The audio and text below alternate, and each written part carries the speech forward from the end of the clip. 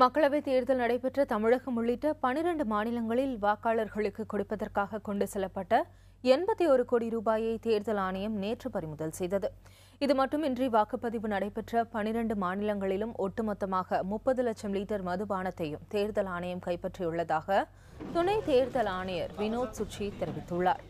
தேர்தல் விதிமீறல் மற்றும் பணம் கொடுத்து செய்தி வெளியிடுவது தொடர்பாக நேற்று மட்டும் 582 புகார்களுக்கு தேர்தல் ஆணையம் நோட்டீஸ் வழங்கியுள்ளது.